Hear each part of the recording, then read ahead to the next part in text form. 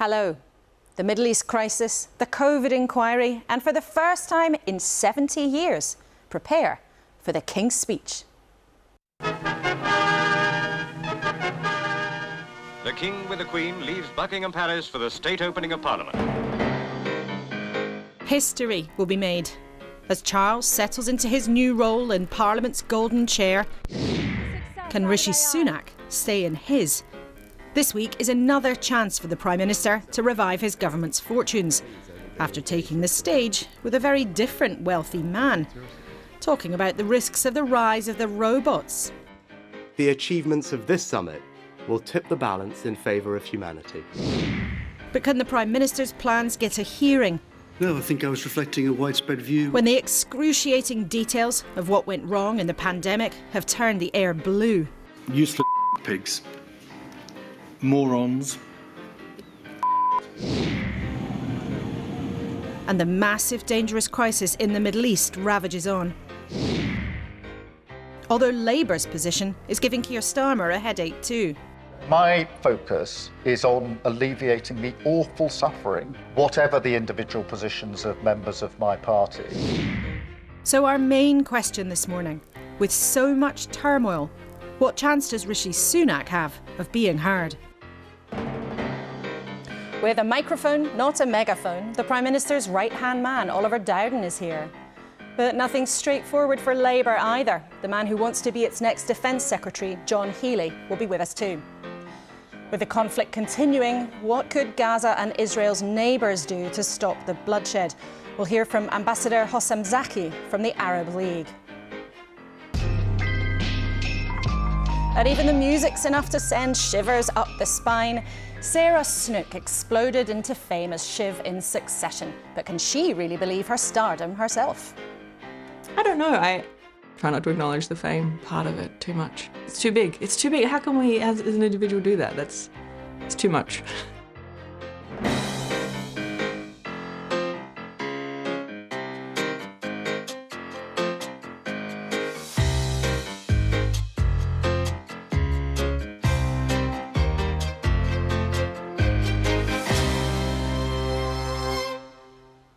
Morning, morning. It is lovely to be back, and thank you for the many kind messages you sent while I was away. And thank you to Victoria for keeping the chair warm. But it's lovely to be back here, especially with this trio at the desk. The co-leader of the Green Party, Carla Denyer, Lord Bethell, the Tory Health Minister during the pandemic. Goodness knows there's lots of questions about that after the inquiry this week. And the broadcaster, Piers Morgan, is with us again too. Thank you all very much for being here this morning. The front pages today are a bit of a pick and mix. Let's take a look. The Sunday People says Brits are trapped in hell, saying there are 112 British nationals who are stuck in Gaza. The Sunday Times has a report from alongside Israeli soldiers saying we find a tunnel and blow it up. The Observer claims there's a plan in government to brand anyone undermining the UK as an extremist. But the Mail on Sunday has a very different story, claiming the Tory party covered up for an alleged serial rapist MP. The paper says a former party chairman wrote to the police because he was concerned that allegations had not been properly dealt with. And that's one of the claims in the former Culture Secretary Nadine Dorry's new book, coming soon. But let's start, though, with events in the Middle East. This crisis is into its fourth week. Piers, I know you've been backwards and forwards between the States and the UK this week. What's your take on where things have got to? Well, look, it's an unbelievable mess. It's horrific. You know, what happened on October the 7th was horrific. I think the scale of the response from Israel, clearly on the civilian toll in particular, is horrific as well. And the question becomes, what is the proportionate response? Now, Israel says that their mission statement is to eradicate Hamas. And we can all understand why they would want to do that. Hamas committed an act of appalling terror on its people. They don't just have, I think, a duty, a responsibility to their people to ensure that doesn't happen again. Only last week, a Hamas spokesman was proudly boasting, we're going to do it again and again and again. So Israel has to defend itself. But clearly, we're all looking at these scenes in Gaza, and your heart just despairs for the poor people of the poor innocent Palestinians. But how do you eradicate a terror group, 40,000 of whom are living amongst the civilian population, without massive civilian casualties? James, do you think that the UK and US government, who both prescribe Hamas as a terrorist group, do you think their approach to call for this pause, this lull, is the right one? Because it seems that they're kind of impotent, aren't they? It's falling on deaf ears. Yeah, I'm conscious of how Britain, in particular, has very little agency in this. Where we can, I think, make a bigger effect is on trying to create the coalition to put pressure on Iran. Events in Gaza are horrific, but the main player in all of this is Iran, and the UK can, I think, have a leadership role in trying to bring the international coalition to bring pressure to bear on the sponsors of terrorism. And that's what our role should be. Do you think that's realistic, Carla, that the UK could take a leadership role in this and actually be a broker? I think historically the UK obviously has a lot of responsibility for the situation we find ourselves in, obviously not solely, but I do think the UK has a responsibility. And we've seen this week that 3/4 of Brits want a ceasefire, and so I don't think they're being represented well by Conservatives and Labour, who are refusing to call for a ceasefire. There just isn't a military solution to this crisis. It's horrendous seeing the level of suffering of civilians, Israelis and Palestinians. More violence is not going to solve this problem. So the Green Party has been calling for a ceasefire and calling on the UK government to join the growing international, not quite consensus yet, but the growing number of international voices that are saying a ceasefire and a renewed effort towards a peaceful political solution is the only way. I mean, that's the question.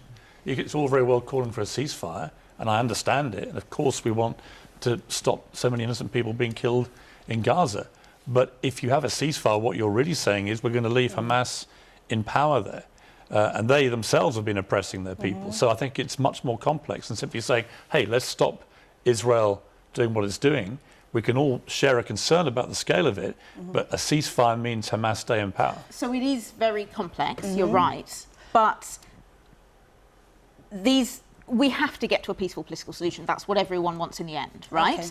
And we have to look at how we're going to get there. And although the thought of negotiating with people who don't share our values and who are prepared to make terrorist acts... You can't negotiate with Hamas, because Hamas's stated objective is to eradicate Israel. If you look at, how do you negotiate with people who literally want to wipe out Israel? But if you look at what happened in apartheid South Africa, in Northern Ireland, in the end it comes down to negotiation. So the question is, how do we get there in the shortest possible time with the least possible Clear deaths? already within a few minutes how difficult this is, and we pick up exactly these points a bit later in the programme with the Arab League discussing what Israel and Gaza's neighbours can do about it. Well, the diplomatic and political nightmare we've just heard about there of the conflict is at front of political minds right now.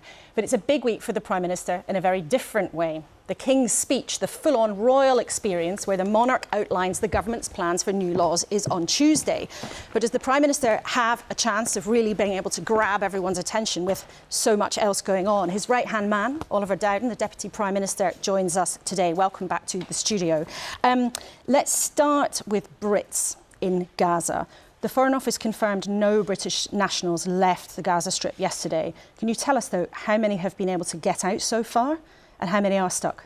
Well, good morning, Laura. Yes, it is the case that over 100 UK nationals were able to cross out of Gaza into Egypt through the Rafah crossing. It is very disappointing that the crossing was closed yesterday. We are engaging very closely, and we're hopeful that the crossing will reopen again today, enabling further UK nationals to leave the situation. And we've been in touch with some of those families. Faris Abu Warda, who's a British man whose wife and kids are stuck in Gaza, they'd been visiting relatives, told us the situation's a disaster. He said, we are disgusted at the British government as they have not been able to help us. What we ask for is safe travel to the border, and we're unable to get it. So what specifically are you doing to help families like his? Well, first of all, it is a very difficult situation in Gaza, clearly, when you have Hamas terrorists hiding amongst the civilian population and a conflict going on in a very small area. Now, the first thing we're doing is trying to make sure that we get that Gaza crossing, the Rafah crossing, open again, and I'm hopeful we'll make progress on that today. Secondly, we are seeking to have these temporary pauses to allow humanitarian aid in and to get our people out. It's not an easy situation, but I would say that to the person in question, they should be in contact with the Foreign Office. We are in contact with people in country, those people who are stuck in the country, to try and help facilitate them getting to the border and crossing. So in practical terms, those people stuck in Gaza who may have British citizenship or British nationals, they should be coming to the Foreign Office and asking for help to get out? Yes, so they should be registering with the Foreign Office, and the Foreign Office is in contact with them. And that's the way we identify British nationals, and then we're in contact with them about when the crossing is open. Because, of course, we want to get those people out as quickly as possible, but it has to be done the safe way. And the Foreign Office are not the people, to be clear, who are deciding who gets to leave, right? We want every UK national to be able to leave as rapidly as possible. As I say, over 100 have left. I'm hopeful we'll get more out, but clearly that does involve engagement with the Israeli authorities and others, but we stand ready to support British nationals. And in terms then of Israel and Israeli hostages, can you tell us how many of the hostages who are still being held may have British citizenship or maybe British nationals? Well, we're going through the numbers. Sadly, a number of British nationals have died, and we've put those numbers out there. But there's still 3 British nationals unaccounted for. Now, I can't say for sure the exact status of them because we don't know exactly where hostages are and what's happening in a very complex situation. That's the same for other nationals and indeed Israeli nationals. But 3 is the number unaccounted for? Well, unaccounted for. One shouldn't necessarily assume that they are hostages. Okay.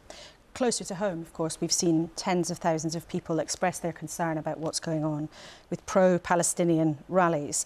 Now, your colleague, the Home Secretary, said that these marches are hate marches. Is she right? Yes, I think there is hateful conduct in those marches, and I see that from my own constituents. The hurt that is caused when people stand there chanting from the river to the sea, which is clearly denying the state of Israel, or jihad, jihad. And I think what the other people attending those marches need to ask themselves is, are they inadvertently standing alongside those people that are preaching hate? And I think when you look forward to next weekend, when it's Armistice Sunday, I have grave concerns about a march taking place on that day for 2 reasons. First, this is a moment when the nation is supposed to come together in remembrance of our fallen. I don't think it's appropriate to have marches in that context. And secondly, and of course the police are operationally independent and they need to make the decision on this, I do have worries about, in that context, the level of violence and instability we may see with those marches. To be clear about what you were saying, as it stands, there are rallies planned for Saturday, which is Armistice Day, and then of course the Remembrance Day Sunday services. Are you saying those marches should not happen? Well, it's operationally a matter for the police. But what I would say is that I do have grave concerns. I have grave concerns about, on that day of national remembrance, the signal that sends, the intimidation that the Jewish people feel right now in this country. And by the way, we shouldn't view this as Jewish people. We should view this as British society. These kind of things, where you have that chants like jihad, they're an affront not just to the Jewish community, they should be an affront to all of British society. And I think all of us should be calling out that sort of thing. And I think the people who are on those marches need to ask themselves whether they are lending support to that sort of thing. OK, let's move on to the COVID inquiry. It's been a big event this week with some quite extraordinary testimony. Let's just give the audience a reminder of some of the things that have been said this week, and you might find some of this a bit hard to watch. You called ministers useless pigs, morons. That woman must be out of our hair. We cannot keep dealing with this horrific meltdown of the British state while dodging stilettos from that. The things that Mr. Cummings, having seen those messages, it was, it's horrible to read. It was the wrong crisis for this Prime Minister's skill set. It wasn't a pleasant place to work. With hindsight, we were at least a week late. At all points. No, it's hard to watch any of that and conclude anything other than the government's handling of COVID was a disaster. Well, it's painful to watch, and by the way, I think it's very painful to watch for the victims of COVID. But what I would say, Laura, is this is precisely why we set up this inquiry in the first place. We wanted to get to the full, unvarnished truth of what happened. And that means taking evidence both orally in that way, and indeed I have given my evidence both in written and oral form. The Cabinet Office has given over 55,000 different pieces of evidence. It's important that we hear... This isn't about the volume of evidence. This is about what we've heard so far suggests to people that it was terrible. Laura, this is really important that we are hearing from some people here. There is a lot more evidence to be given, including from the former Prime Minister and the current Prime Minister. And there's a further full array of evidence that's been submitted, whether it's messages and so on. And I think it's right that the inquiry sifts through all of that, determines what's relevant and what's irrelevant, and gets to that picture of the truth of what's happened. And I really trust Lady Justice Hallett, a respected judge, to be able to do that. And then at that point, the government will respond. But you're talking about the process of the inquiry. What I'm asking you about is what we have already heard happened, and including your role. You were Minister of State for the Cabinet Office at the beginning, and part of your job was making sure that the government was ready to deal with big emergencies. Had you read all of the plans that were prepared to deal with a pandemic?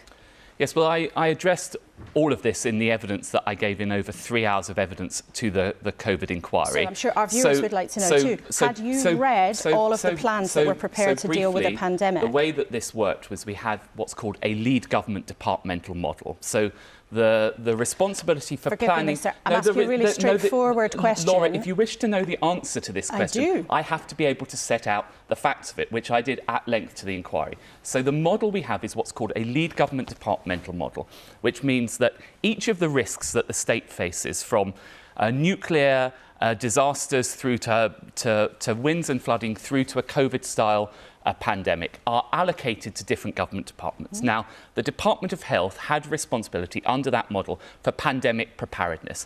The role of me in the Cabinet Office, as Minister for the Cabinet Office, was to make sure that we had a full analysis of all of the risks that were facing the state and the kind of and which department had responsibility for it. And you're giving us a very long technical answer, and I'd like you to give a straightforward answer to our viewers. This is a complex area. Within that, and by the way, this is why I gave over 3 hours of evidence on it to the inquiry. Oliver Dowden, forgive me, this is a really straightforward question. Look, and Laura, our viewers if you'll just forgive me on this point, right? Within that, there were different responsibilities allocated, even within pandemic preparedness. So, for example, and this is rather difficult language to use on a show like that, excess mortality fell within the Cabinet Office. So all the areas for which I had responsibility as Minister for the Cabinet Office, of course, I was across them. And had you read all of the plans? That's a straightforward question. I was across all of the elements that were relevant to me in the Cabinet Office, in the context, but this is crucial, in the context of a lead government departmental model, whereby the Department for Health were the lead department, the Secretary of State for Health was the lead person responsible for pandemic preparedness. So it sounds, however, like maybe you had good reason not to, but it sounds that you're rather trying to bamboozle our viewers this morning with a very technical explanation of the fact that you didn't read every single part of the pandemic preparedness plans. I'm not trying to bamboozle your viewers, and I can say to you categorically that as I gave evidence under oath to the inquiry, that I read all relevant parts of the COVID plan, but it has to be viewed, the only point I'm making to you is it has to be viewed in the context that the Department of Health were the lead department ready for pandemic preparedness. Did you think that the plans you had read were good enough?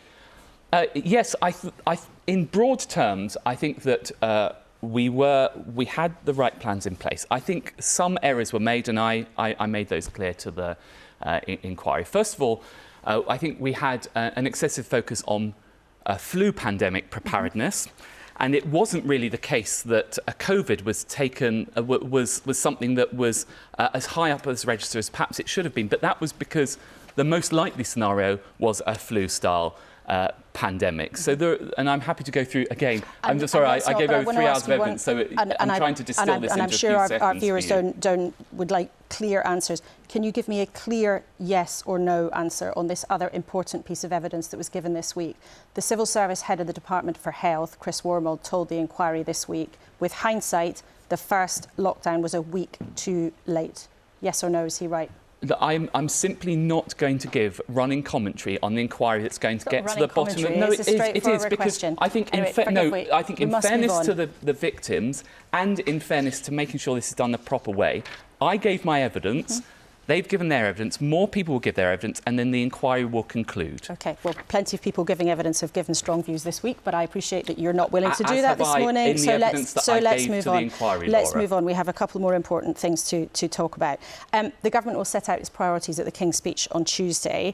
The Home Secretary wants to introduce laws to restrict homeless people from using tents. She said it was a lifestyle choice to do so. Do you think making it an offence for charities to give tents to homeless people is the action of a compassionate government? Well, this government is committed to ending rough sleeping, and that has two elements to it. The first is to make sure we stop the causes of rough sleeping, whether that's alcohol dependency, drug dependency and the other factors. And that's why we've allocated over £2 billion over the next 3 years to doing that. And if we can continue to make the progress we're making, over a third reduction in rough sleeping, it's also the fact that it is responsible for a government to be able to say, if there is rough sleeping, when people could be in a safer place, we shouldn't allow these kind of tent cities and other things to spring up. And that's why we are looking at the kind of legislation that might be necessary to address that. OK, I'm sure there'll be plenty more discussion of that in the next few days. We showed our audience the front page of the Mail on Sunday a bit earlier. Now, you were chairman of the Tory party when it's alleged the party knew one of its MPs had committed multiple offences, including rape of young women, and didn't act. Now, one of your successors seemingly then told the police. Is that true? Well, these are very, very serious allegations, and I want to reassure you that the Conservative Party takes them exceptionally seriously. It's very difficult for me to comment specifically on this for two reasons. First of all, the individual isn't named, and secondly, it may be the case that there are criminal investigations ongoing. But what I can say to you is that every single allegation is taken exceptionally seriously. We had an independent investigation process into it. And indeed, if anyone has concerns, they should be taken to the police. And I would urge people to take them to the police. Is this true, what happened? Well, I simply can't say because I don't know who the individual concerned is. What I can say to you is that when I was chairman of the Conservative Party, every allegation was taken very seriously and indeed was independent of me because we had an independent complaints procedure. I think that's the right way to address these things. But if this story is true, does that mean there needs to be another investigation into what went on? There's a suggestion here that the Conservative Party somehow covered this up to protect one of its own MPs. I don't recognise in any form the idea that we covered up, and I can assure you categorically it was not the case that when I was chairman of the Conservative Party I covered up any allegations. What I'm saying to you simply, Laura, is that without knowing the name of the person, it's very difficult for me to be able to give you further information in respect of an unnamed individual. OK, Oliver Dowden, thank you very much for being with us and for taking questions on a range of issues this morning. It's a busy morning. What did you think of what the Minister had to say? You can let us know. Email us kuenssberg@bbc.co.uk, or if you're social media inclined, you can use the hashtag #BBCLauraK, or of course, there's always tons more information and discussion on the BBC website, and we'll try and share some of your views later in the show. Let's get the views of my panel. Piers, what did you make of what Oliver Dowden had to say this morning? I wasn't aware we had a Minister for Preparedness for the pandemic. I was hosting Good Morning Britain in that early period of the pandemic, and I remember challenging minister after minister pretty aggressively about the lack of preparedness and about what I felt was a chaotic, clueless, almost clownish way that they were going about handling that first phase of the pandemic. And it got to the stage where, you may remember, Boris Johnson ran into a fridge to avoid being interviewed by us, and then banned all his ministers from appearing on the programme for 8 months. They didn't want to be held accountable. And I was told, you should apologise for going too hard on these guys. Well, having seen what's already come out in this inquiry, I'd like to apologise for not going hard enough.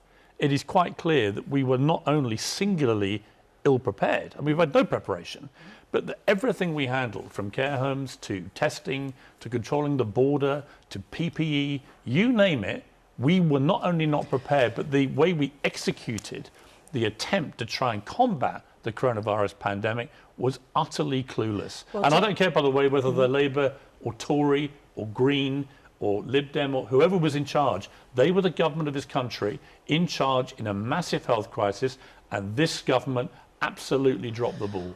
Lord Bethell, you were one of those ministers at the time. You're not in government now, so you're not currently accountable. But you were one of those ministers who, Piers has just said, completely failed. And a lot of the evidence at the inquiry this week suggests that's true.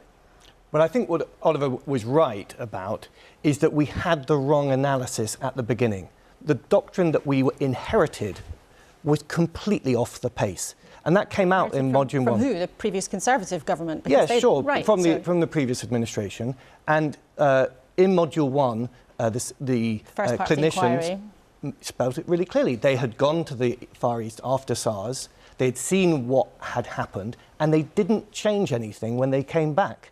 And that was a catastrophic mistake. It meant that when it came to looking at lockdowns, looking at testing, looking at tracing, looking at closing the borders, on all these key issues, we had the wrong mentality and the wrong approach. And it was a hell of a scramble to catch up and to get ourselves in the right place. And the execution of that was a pretty inglorious affair. And we've seen that this week in, I mean, you know, sort of horrible Technicolor. It wasn't just that the approach you had at the beginning proved to be the wrong one, not with any malice, you know, esteemed medics had the wrong approach and had to change. But what happened then, this political chaos, poison in government, and people talking about the government sort of imploding, that's on you, isn't it? Well, I think a lot of people got it wrong. The WHO had it wrong. The Americans had it wrong. Almost every Western government here I know, but I'm just saying that there was a big scramble in a lot of places all the way around the world, and it is an unpleasant experience to have these WhatsApps being read out. Can I just reassure you that behind the WhatsApps there was a machinery of government that was effective. If you look, when we come to looking at the submissions, the expert advice, and the huge amount of really hard work, scientific evidence, and collaboration that went into the response, there were some really great work that went on, and some people who had their noses to the grindstone. We had a Prime Minister who didn't care.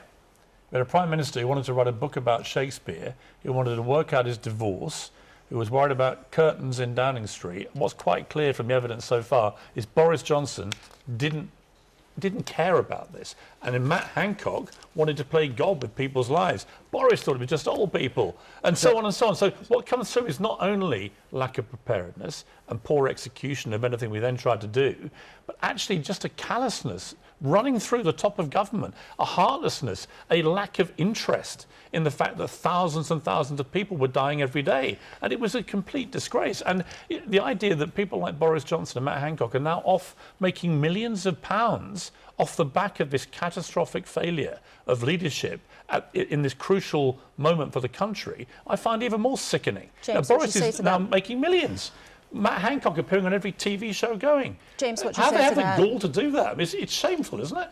Well, I agree with you that our response was slowed by the struggle we had to get Downing Street to focus on the pandemic. And I have spoken already, quite personally, about my frustrations. And that definitely slowed us down, for sure.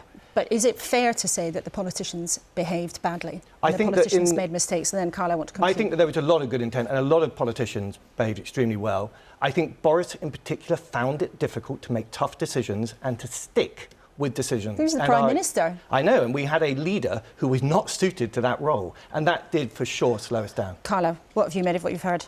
I think the inquiry has confirmed what so many of us already feared, that we had the wrong people in the wrong jobs in government at this crucial time. And I think one of the themes that has come out of the inquiry so far too is it's really demonstrated extremely clearly the kind of problems you get when you don't have diversity amongst decision makers. We've seen from some of the statements that have been made to the inquiry that poor decisions were made, problems weren't anticipated because there weren't very many women decision makers in the room, so there were mistakes made around the kind of PPE that was used, for example.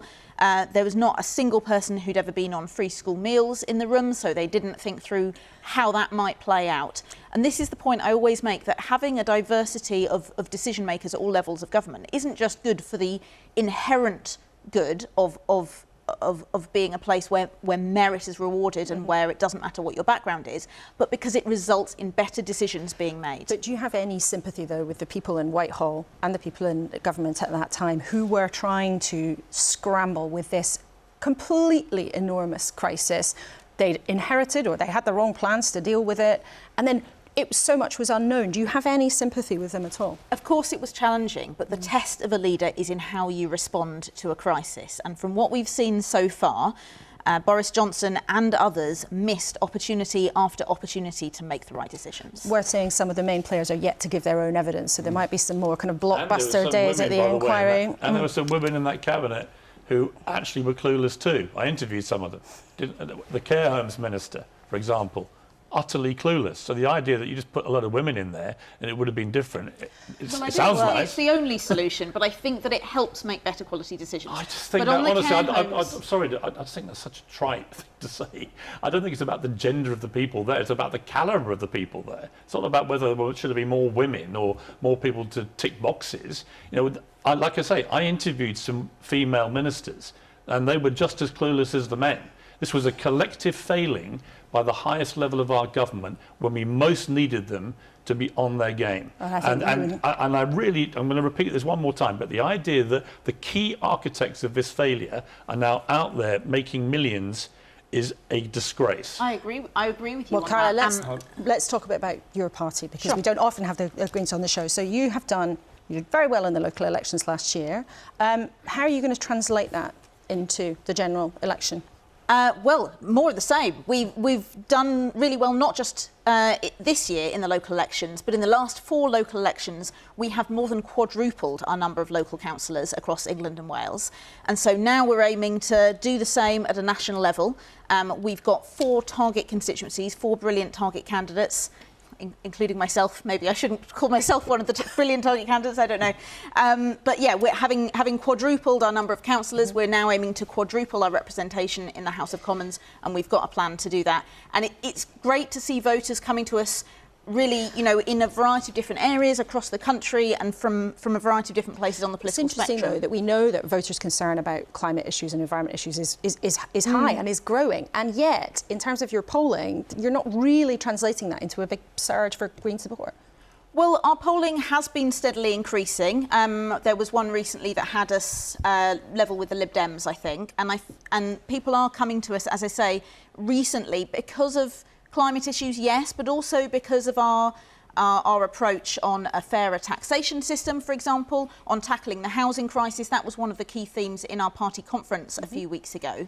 A fairer, greener homes guarantee, which ensures that everyone has a good quality, affordable, warm, secure home. And just briefly, let's get the crystal ball out. If it's the case that Keir Starmer has the most seats at the next general election, but not a majority, would you help him out and do a deal?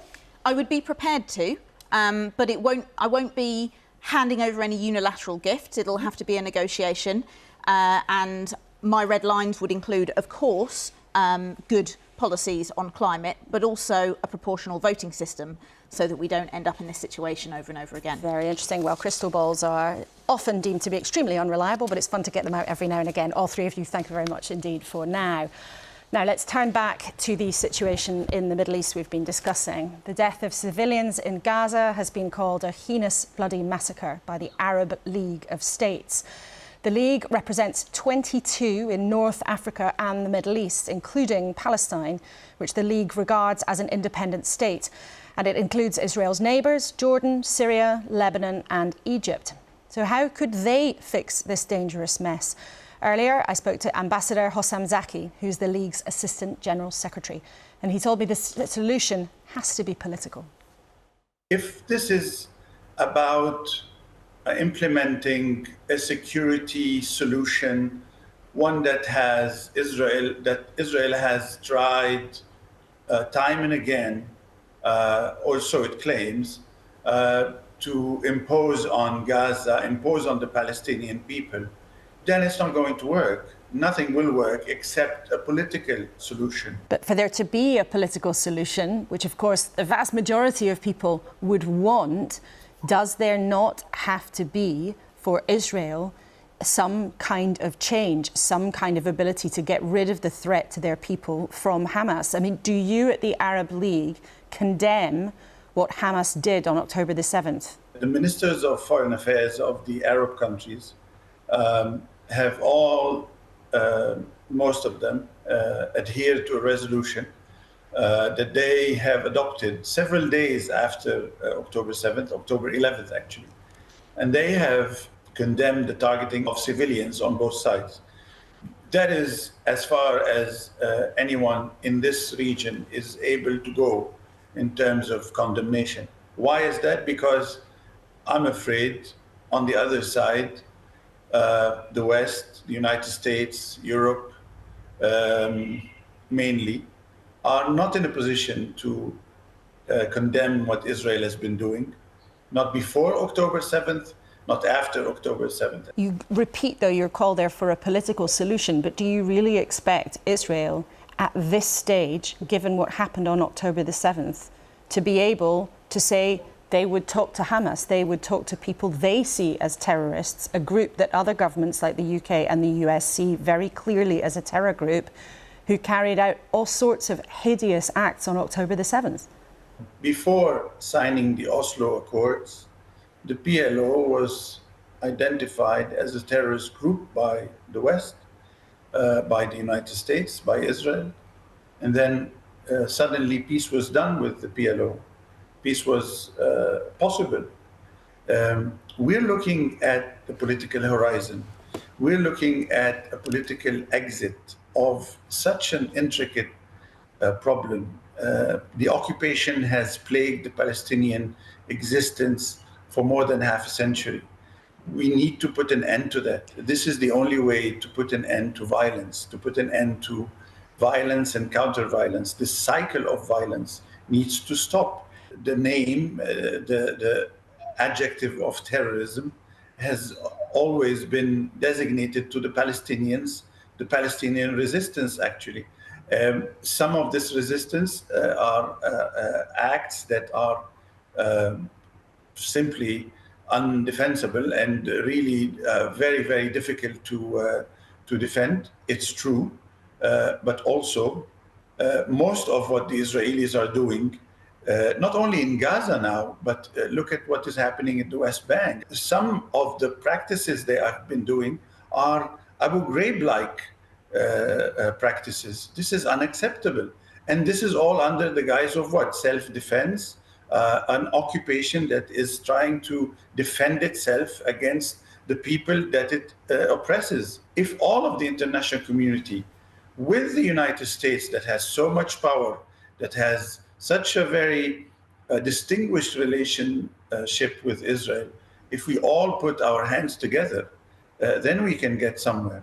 But if we all continue to talk in terms of let us address this as a security problem and a security problem only, we're not going to get anywhere. We will have another one. In 1 year, 2 years' time, 3 years' time, the problem will continue to exist. Ambassador, you talk there of the plight of Palestinians trapped in Gaza. Why doesn't Egypt then open its border to many more refugees? We're speaking to you from Cairo. Egypt is a country that hosts, as we speak, it hosts about 9 million foreigners. Most of them are refugees. Most of them are refugees. It's not a country that shies away from hosting refugees, not Palestinians nor any other nationality. But this is not the issue. The issue is whether Egypt is going to accept on an Israeli plan that is designed to empty the Gaza Strip from its inhabitants. This is the whole question. And Egypt, obviously, and for obvious reasons, is not willing to take part in such a plan. Well, sticking with the Middle East, by and large, Keir Starmer agrees with the government's line, which is to call for a pause in the fighting to allow aid into Gaza, but believing that Israel has the right to defend itself against the actions of Hamas, designated a terrorist group on both sides of the Atlantic. But there is unease in the party about that approach, serious unease. John Healey is the Shadow Defence Secretary and he joins us this morning from Leeds. Thank you for joining us, John.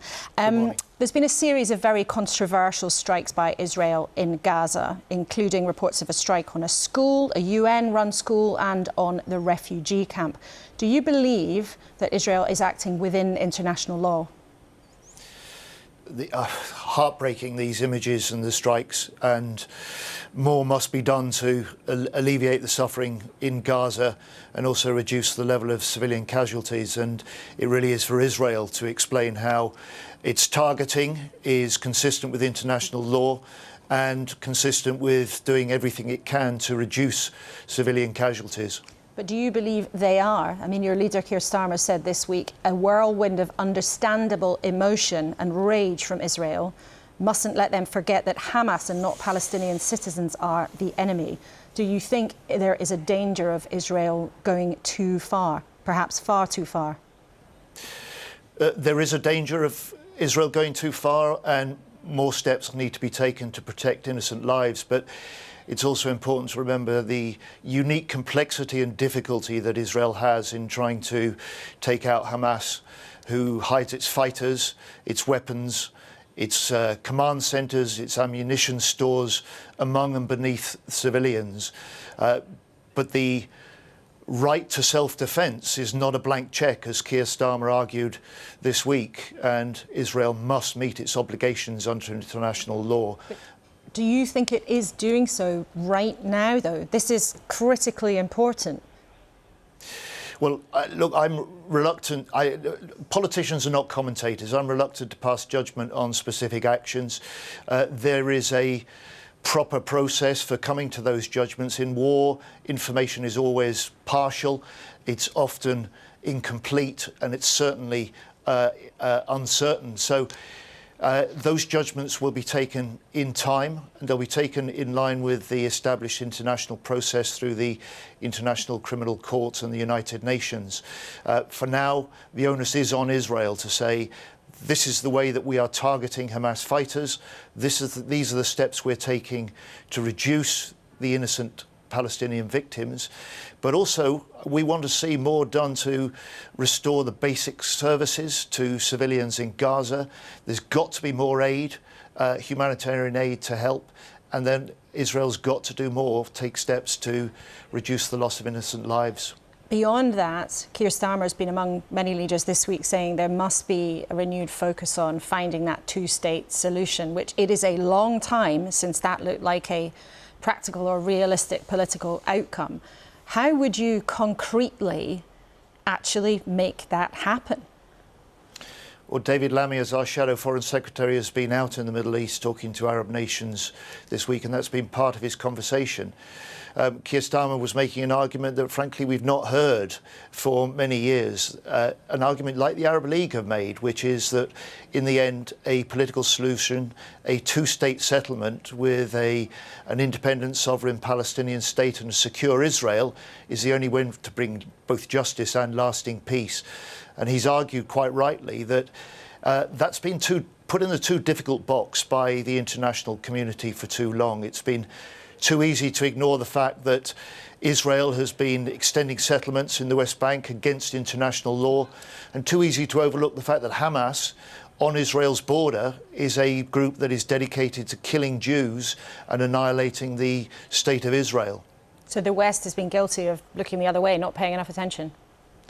Indeed, and that was the argument that Keir Starmer has made, and he's dedicated a future Labour government, if we win the election, to fight for that cause, to launch a new push for peace, and we'll do that alongside the international partners that are willing to work with us. There is, though, a lot of unhappiness in your party about the approach that Keir Starmer has taken. And this is not just from people who are on the left of your party, not just from people who might be part of the anti-war movement. Even Anas Sarwar, who is the Scottish Labour leader, a fellow traveller of Keir Starmer, someone who's seen as a sort of young, up-and-coming talent in the party, said in leaked comments got by the Daily Record newspaper, said humanity and empathy is, if we are being blunt about it, that has been missing from some of the statements, which has caused so much of the hurt. Now, that is a senior figure in the Labour Party suggesting that Keir Starmer's approach has damaged your party's standing with the Muslim community and caused hurt. This has caused hurt and anguish to many people, not just those in the Muslim community. But he's talking about Keir Starmer's approach causing hurt. We can all see why this conflict would cause hurt on all sides. To any human being watching the images would feel hurt witnessing it. But he was talking about Keir Starmer's approach to this causing hurt to Muslim voters. Do you accept that criticism? I accept that it's caused hurt to many people, and Keir Starmer would do that as well. But he understands why people are calling for a ceasefire and want to see an end to the fighting. His concern is twofold, and he says that at present this is not the right time for now. First, because Israel must have the right to self-defense. It must have the right to go after the Hamas fighters and its missile launchers. And secondly, in the end, what's most important now is what will best work to bring some alleviation of the suffering to people in Palestine, get more aid into Gaza and create more space for further diplomacy. And that quite clearly has been the humanitarian pauses that Keir Starmer has been arguing for, a break in the fighting, if you like. And it's what the United States has been arguing for, it's what the European Union has been arguing for. And perhaps today we see the first signs of some hope with the Israeli Defense Force saying that later on today there should be a 4-hour break in fighting to allow people to move more safely to safer areas in Gaza. We've got to build now on that. There is a major march backing Palestinians planned for next weekend on Saturday. And then, of course, that's Armistice Day. And then Remembrance Sunday is a hugely important day. A few minutes ago, the Deputy Prime Minister, Oliver Dowden, told us he had grave concern about next weekend's plans. Do you think those marches should go ahead? We're balancing, aren't we, in this country of ours, the right to free speech, the right to protest. But it's utterly unacceptable if any protest starts to disrespect or interfere with remembrance services, or indeed the 2-minute silence on Saturday. But this will be a matter for the police to decide. The indications of the discussions they're having with the protest organisers for next weekend, those who want to march in protest and in support and solidarity of Palestinians, that march will take place later, well after the remembrance service at the Cenotaph, and will take place in a different part of London. And I think that's the way, I hope, we'll see this handled. OK, John Healey, Labour's Shadow Defence Secretary. Always good to have you on the show. Thank you very much indeed for being with us this morning for some more of that important and serious conversation about what's going on in the Middle East. But now for something completely different, a bit of light relief, because every now and then a TV show comes along that blows its competitors out of the water and its characters explode into stars. One of them was Shiv Roy, the dastardly plotter daughter of the fictional billionaire Logan Roy in the series Succession. She was played by the glorious Australian actor Sarah Snook. Now her next challenge is playing all 26 characters in a stage version of the Oscar Wilde novel, A Picture of Dorian Gray, in the UK next year. We talked on Friday about why that Victorian classic has lessons for now. A portrait that's painted of a young man, and it's very beautiful, and he wishes that he will remain always like the portrait, and the portrait to age rather than he does. And I feel like that's like Instagram now, you know, like that's like we take a photo of ourselves, we put filters on ourselves, we're constantly trying to preserve this image of now, but making now the future as well. There's a real sense of celebration of youth and a sort of desperate clinging to youth in some ways. I feel like that's what Wilde was talking about back in Victorian era. This kind of a bookend from then to now, I think. Do you feel that as that pressure as an actor and as someone who lives your life, at least in part, publicly? Totally. Oh yeah, absolutely. And but I would say that like I actively try and draw a line with that. I'm very quiet on social media. I find it a bit of a scary landscape. Has that been a difficult thing, given that you are now enormously famous? Yes and no. And I think because I don't believe that, or I don't engage with that, or I don't know. I try not to acknowledge the fame part of it too much. It's too big. It's too big. How can we, as an individual, do that? It's too much. That's so interesting, though. So you don't believe you're famous? I have had hint of it, but I don't want to indulge it, or doesn't make me comfortable. Now, in the telling of the story on stage, you are playing all of the characters, 26 of them. Yeah. I mean, how on earth do you go about that as a performance? I mean, tricky, but a lot of fun. I just love putting on voices and characters and pretending to be other people, and then, you know, went and got a degree in pretending to be other people, and so it becomes a job. And I hope to be able to bring that to this play, this performance. And you are doing lots of accents, aren't you? Yes. So, well, you have to delineate between all the different characters, yeah. So tell me about some of them, and which one's your favourite, which is easiest, which is hardest? Because I think also some of our viewers might not even know that you're Australian. Your accent might be a surprise to some people. I mean, yeah. And one of the characters, the narrator, will be somewhat similar to my accent now. Maybe a little bit anglicised, more like British, a bit. There's Scottish as well. And which is the hardest, do you think? Scottish, I think, is the hardest. Can I tempt you to give us a flavour of the accent? I mean, I can hear you also. I'm like, no, too terrifying. You're going to have to do it on stage. I know, but I will have practiced and rehearsed and sat, listened to my audio tapes and really worked on it. I mean, if you give me something to say, I could maybe say, I could copy. Okay, say the picture of Dorian Gray. The picture of Dorian Gray. Is that right? Is that okay? I think that was not bad. The picture of Dorian Gray. Yeah. I mean, it's such a beautiful accent. I wish I could do it perfect. I mean, I will do it perfect on the day. You are the latest in a really big trend of incredible film actors who are going on stage in London. And there has been, a bit of sniping about whether it's really fair for these big stars to come and gobble up roles that would have traditionally gone to theatre actors who earn a living, earn a crust by working in London and other UK cities on the stage. What do you say to that? If it brings more people to the theatre where someone might go, oh, you know what, I know that person, I'm going to go see a show because they're in it, and then they have an extraordinary community experience where you all sort of sit in the dark of a theatre and watch something amazing, and then they go, you know what, I really like theatre, I'm going to come back again, then there's a purpose to it. There's a reason that's it's not so bad. There is tension too in the industry really broadly now with the actor strike in Hollywood. What's your concern about what's going on? What would you like to see in order to resolve that?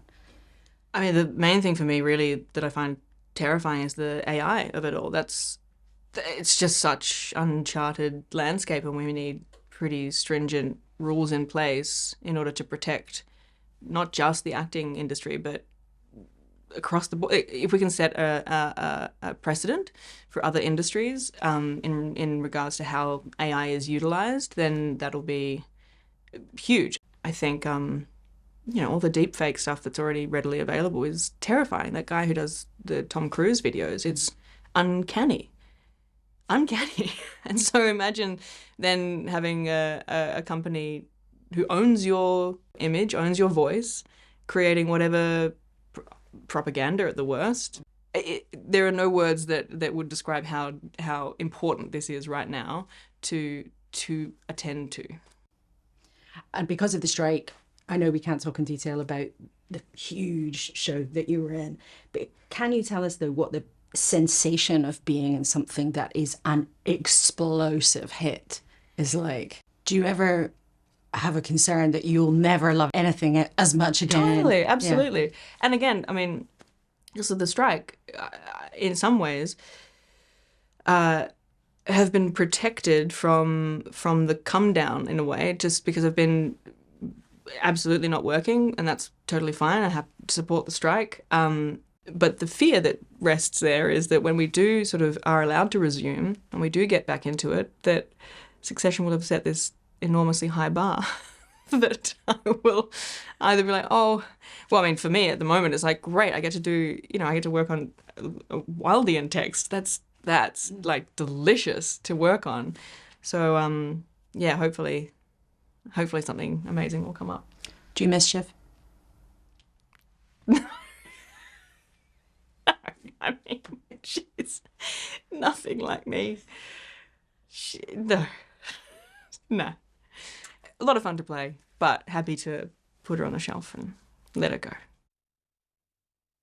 I think lots of people miss Shiv, even if Sarah Snook does not. But it's been a busy hour for us here this morning. And we began by talking to the Deputy Prime Minister, Oliver Dowden, about the events in Israel and Gaza. And we asked him whether he agreed with the Home Secretary that there should be no pro-Palestinian marches on Armistice Day. I have grave concerns about a march taking place on that day for two reasons. First, this is a moment when the nation is supposed to come together in remembrance of our fallen. I don't think it's appropriate to have marches in that context. What you said was Anton said he thinks it's fine to protest on Armistice Day, But Andy Howells told us he thinks the government, on a different subject, did do a lot to protect the country during COVID. That was something else we talked to Oliver Dowden about and we've been discussing with our panel.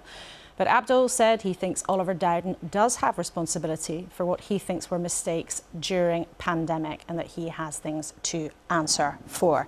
We've talked about a lot this morning, you three, haven't you? And I don't know if you are Succession fans, but one of the really interesting things that Sarah Snook picked up on was artificial intelligence.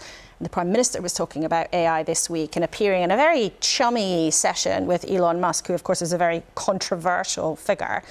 James, as a Conservative, do you think that's the kind of thing that actually might shake the government's fortunes out of the doldrums, or does it look a bit odd? Well, I admire the Prime Minister for doing something that's going to have no impact on his electoral dimension in the next election. I mean, he's doing it because he thinks it's the right thing. I have grave doubts about the way Elon Musk runs social media. I wish the Prime Minister had given him more scrutiny, more challenge on the dire state of Twitter X at the moment. It's had a huge impact on our children's mental health. And I'd like to see our leaders and politicians not just doing the kowtowing, but also holding them to account. So do you think he was kowtowing to Elon Musk? Well, he was being charming and he was pursuing the AI summit. That's exactly the right thing to do. It's always tricky to balance these things, but I'm hard over on giving Elon Musk a hard time. That's interesting. And do you think, I mean, you say there that it won't give Rishi Sunak a single extra vote. Piers, do you think that actually Rishi Sunak is just always going to be completely hamstrung by the mistakes that happened before him, being the Tory Prime Minister after 14 years in charge? You know, we've seen lots of different ways where he's trying to sort of shake that off, whether it was the AI summit or his relaunch at the conference. But do you think any of it will work? Oh, it's really difficult because, you know, they're reaching a kind of end game, the Conservatives, where a lot of people are going, you know, just for the sake of it, let's have a change. And he has to try and deal with that. He's got a year left before another election. As we know, anything can happen in that year, so it's not too late. I actually like the thing with Elon Musk. I think AI is the biggest thing in the world right now, outside of the appalling wars which are raging. The biggest thing is AI. It's a force for tremendous good, incredibly exciting. Well, if you actually watch that interview, Elon Musk talking about what is likely to happen here with AI, the speed that it is accelerating. You know, it took me back to, I did the last television interview with Professor Stephen Hawking, and I asked him, what is the biggest threat to civilization? And he said, when artificial intelligence learns to self-design. And I think, you know, Elon Musk is absolutely right to put some warning bells out there. If this gets out of control, we could all regret it. It's something we've talked about a lot in this studio. Carla, final word to you. I mean, do you think that AI is something that we all need to be spooked about? I think AI has the potential to bring us great benefits in things like health screening, but there's also a risk with the deep fakes and the potential implications that could bring for our democratic system. And so it's really important that it's regulated. My fears are that with the conference that we had this week, they're going for regulation that is too light touch. So Greens think, for example, that AI needs to identify the products that it has made. So, for example, with a watermark on images. And I think that would address some of the concerns that Sarah brought up as well. OK, well, it's a complicated area. We've talked about it a lot in the last few months, and I know we're going to be talking about it a lot in the months to come. All three of you, thank you so much indeed for a lively 60 minutes here at the desk. Thank you very much. Among other things, we've been trying to work out what the chances are of Rishi Sunak getting a hearing and impressing you in the next few days with what will be King Charles's first King's Speech. And if it goes wrong for him, well, it might be Rishi Sunak's last. But with the all-consuming other events, that conflict in the Middle East, issues around AI, it may be hard to create the space for Rishi Sunak's number 10. And the embarrassments of the COVID inquiry keep serving up memories of a time for the country that was so difficult and when so many things went wrong for the former Conservative government. Of course, it stirs up memories for every one of us who lived through it all. It is always impossible for Prime Ministers to control everything, but maybe Rishi Sunak is profoundly hampered by the weight of what went wrong before. That doesn't mean everything's straightforward for his rivals in the Labour Party, but even some cabinet ministers fear the chances are tiny of Mr Sunak being able to escape the problems of the past. I'll be with Paddy O'Connell in a minute. There he is, saying goodbye to his guests on Radio 4. Oh, his guests have all gone, but he's waving to all of us. That'll be on today's edition of Newscast. We'll pop up on BBC Sounds later. And of course, you can always catch up with anything on the iPlayer. But thank you so much for your company. I'll see you next week. Same time, same place. Goodbye.